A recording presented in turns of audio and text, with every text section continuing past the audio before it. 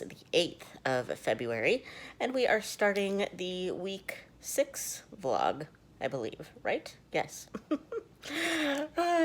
So, this week should be an interesting week. My coworker is now gone on maternity leave, so it is just me for the next 6 to 8 weeks, possibly longer, who knows. So I'm not really sure how much physical reading I'm going to get done during the day on the weekdays. So I am still reading Hamnet. I did not get very much reading done this weekend. And I feel like BookTube will do this to you. It stresses me out that I didn't get more done in this book. Because I'm like, it's taken me over a week to read a 300-page book. What the heck?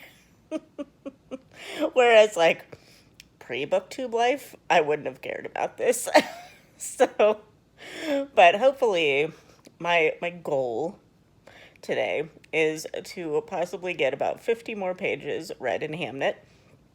And that'll put me over halfway done with it. So, man, I just feel at this point like I'm failing Historathon and like the month in general, because I had like 10 books on my TBR. I've only gotten one done, and it was because it was an audiobook. Oh gosh. But I'm still enjoying this, by the way. It just, I'm a slow reader, and I don't always take the time to sit down and just read. So, oh well. But on the audiobook front, I started Prairie Fires by Caroline, forget her last name, but I'll pop it up here. For the Little Prairie, no, sorry. For the Little House Readathon that is hosted by Lizzie Faye Loves Books, and oh gosh, I forget who her co-host is, but I'll put all that in the description, of course. But this is only a 4-day readathon, and it is just focused on reading anything written about or by Laura Ingalls Wilder of the Little House on the Prairie series fame. So I decided that I was just going to at least start like a biography on Laura Ingalls Wilder. So that is what Prairie Fires is. It is like a 640-page book I saw on Goodreads, and the audiobook is like 21 hours. I do tend to listen to things on 2 times speed, so it's feasible that I could get it at least mostly done in the next 4 days. But we'll see what kind of time I have at work to be able to listen.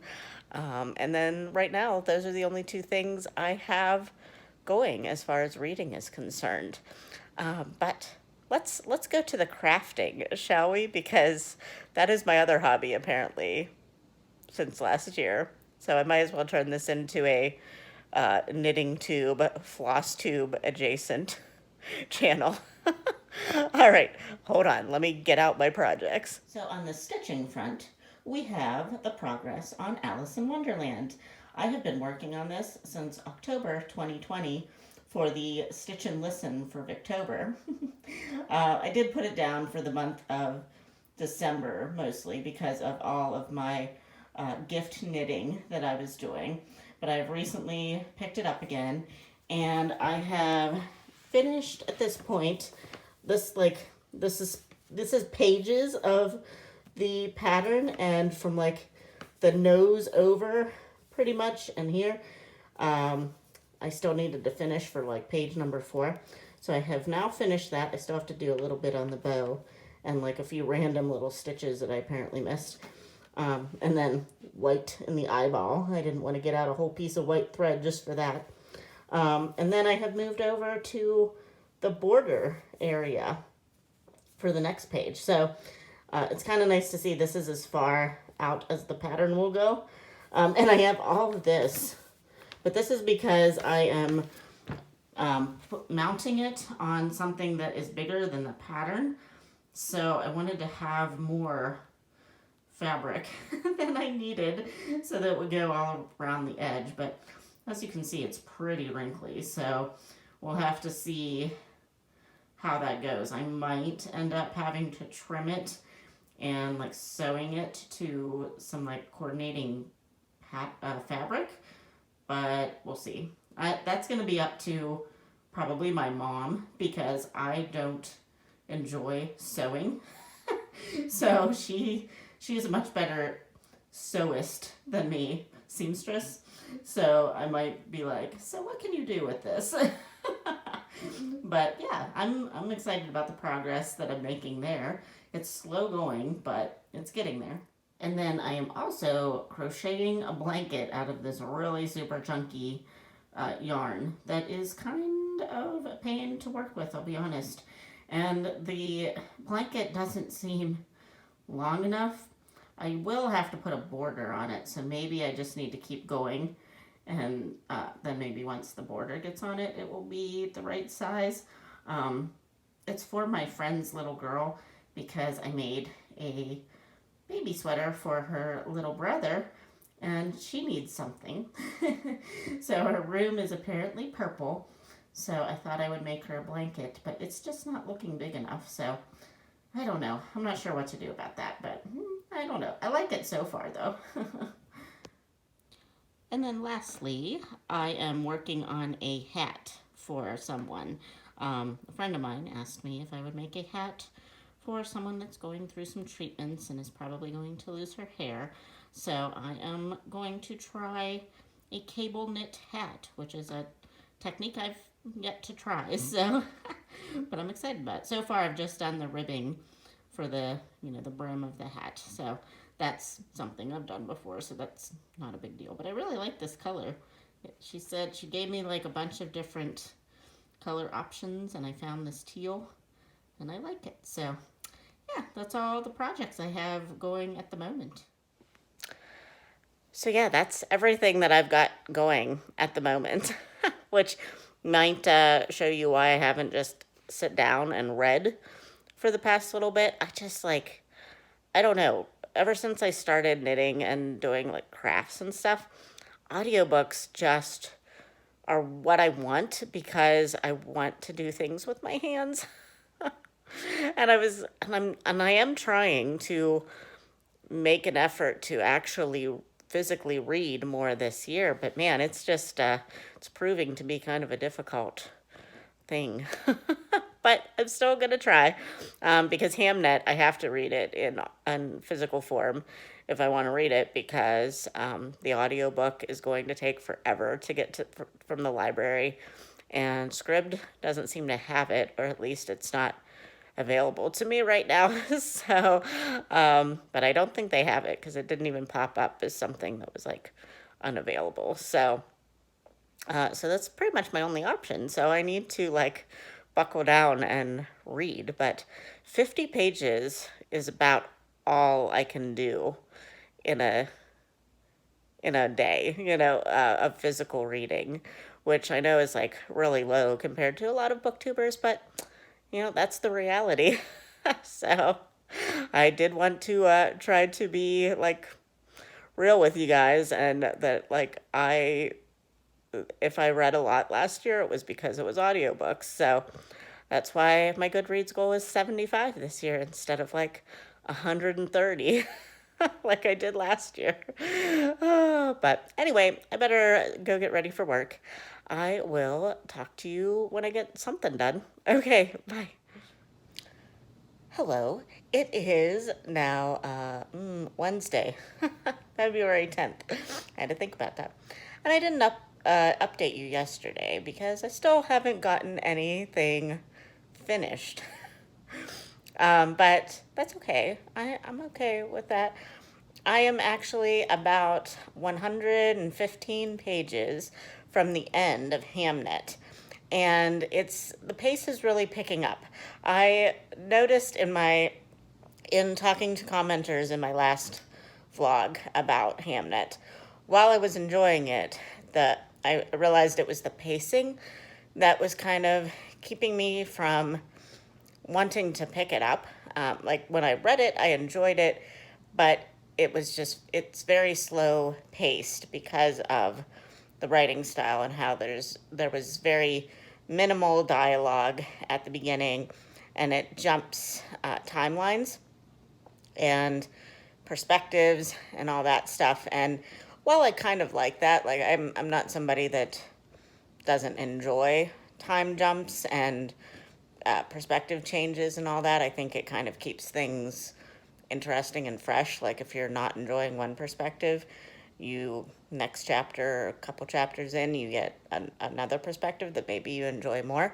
So I like that, and that's actually what's happening in Hamnet for me.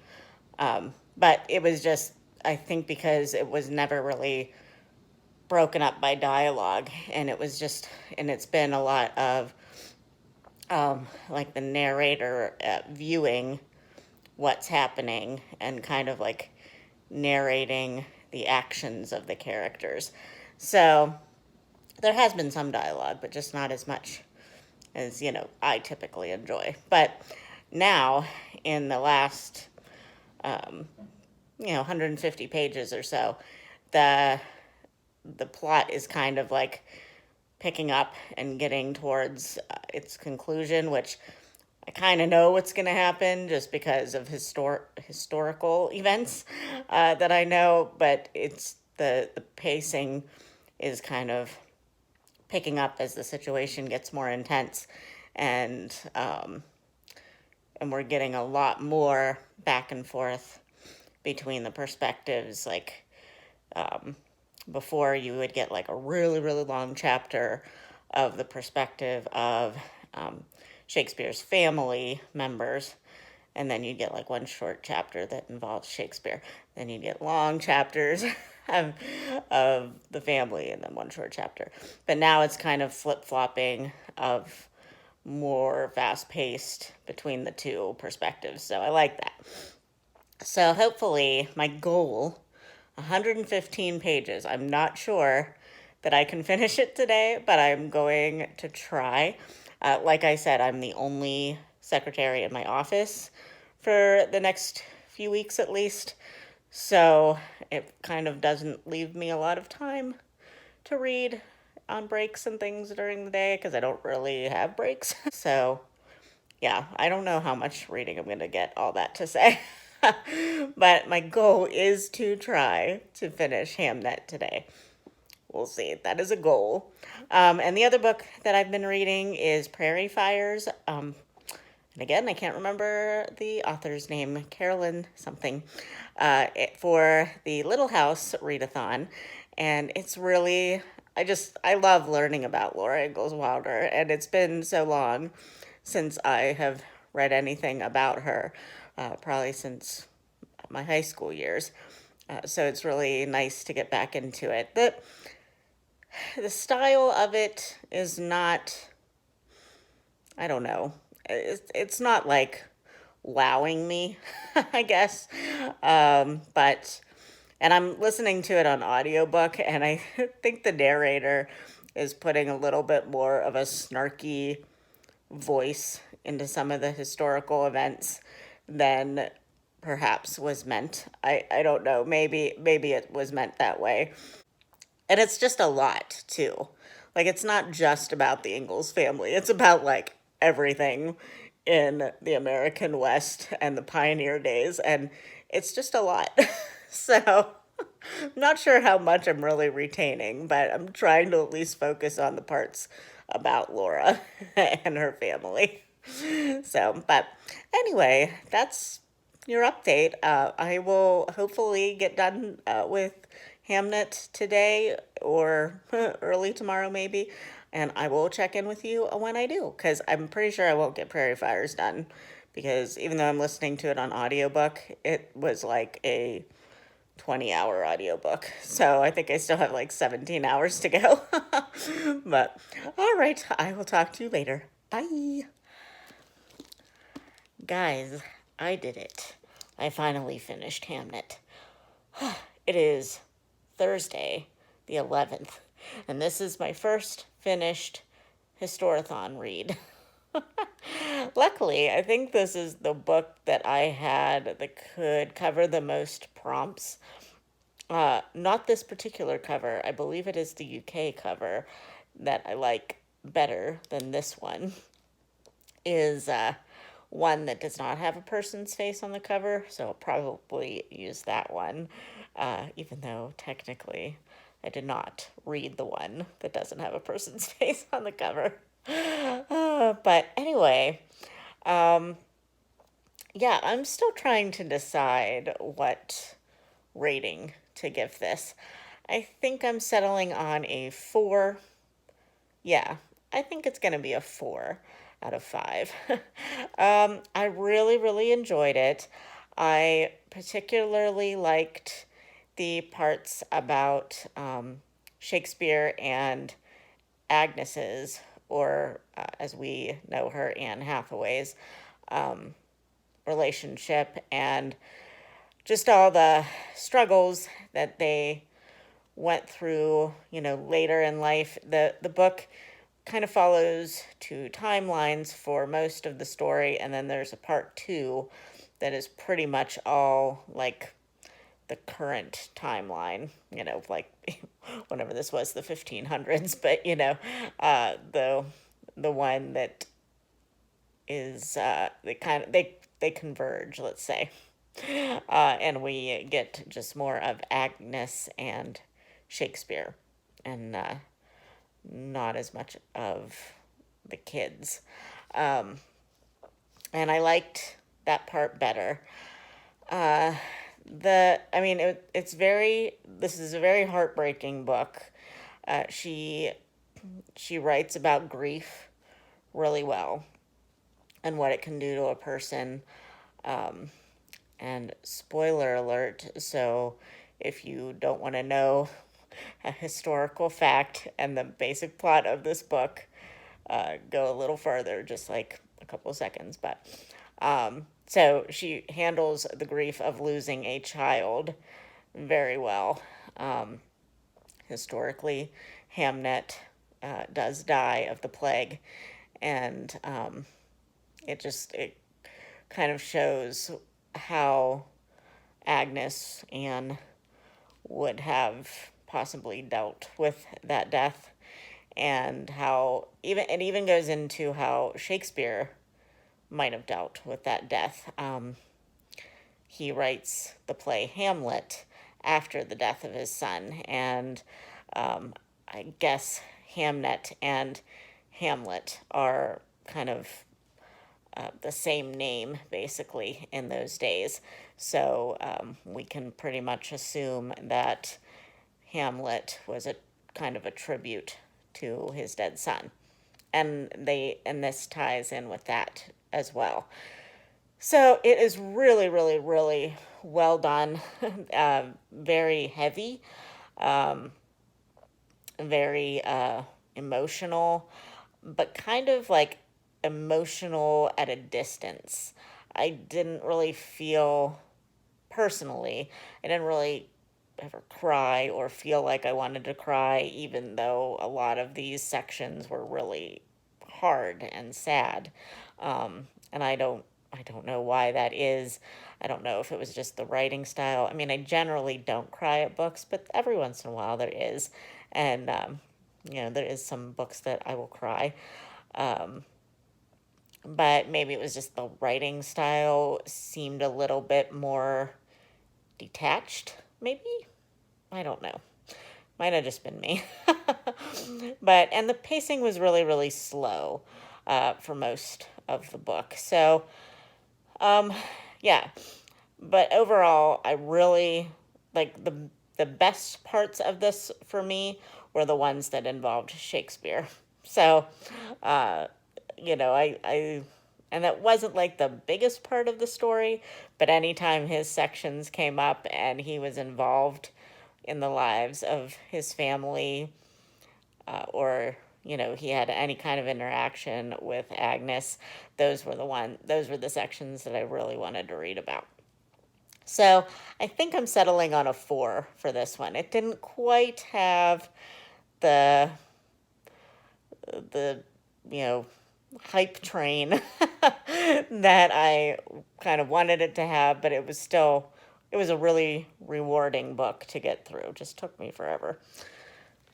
So, that being said, because I finally finished a Historathon book, I get to um, pick another Historathon book. So, I think I am going to pick up March by Geraldine Brooks. And this is the one that I am using for a historical fiction that deals with a war that is not World War II, because this would be following the Civil War in America.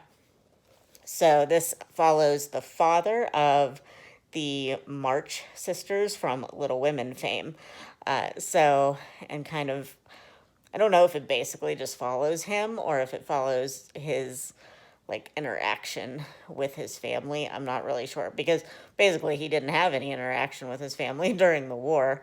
Um, so it'll be interesting to see how how Geraldine Brooks kind of puts the father in to the story of Little Women, maybe how she can put the girls into the story, maybe we'll see. So, and I'm picking this too because it looks pretty short. Because even though, I mean, really, this was short. It was only 300 pages, but for some reason it just took me forever. Well, again, the pacing. So this one could be deceptively short. I don't know, but I am going to attempt this one next. And then for my audiobook, I am going to pick up Saving Fish from Drowning by Amy Tan. I found this one on audiobook on Scribd. So while I have the actual physical version, I think I'm going to dive into that on an audiobook because, I mean, this one is a chunkster. And it took me 11 days to finish my first book. So I need to kind of pick up the pace here with some actual audiobook listening. So, and then on Sunday, which is Valentine's Day, right? Yeah, Sunday. I am going to be starting my buddy read with Linda from Linda's World of Books on Killing Cupid by Laura Levine, I think. Put the picture up here. Just a fun little Valentine's Day cozy mystery that we're just going to try to take a couple of days to read, I think. So I'm really excited about that, and that will be a nice, easy, hopefully, read that won't take very long. So yeah, I have plans now. I'm going to try to pick up the pace now that Hamnet's done. I'm glad I read Hamnet. I do recommend it. Just know that it is a very slow-paced book. So, like, maybe don't pick it for a readathon. Because it might bog you down a little bit. But, all right. Well, I am going to pick up some knitting now, I think. Because, well, first I might go take a bubble bath. Because I'm a little chilly, and bubble baths are something I like to do a lot in the winter time because it just makes you all warm and toasty. So I think I'll do that, and then I will pick up some knitting, and I will talk to you later. Okay, bye.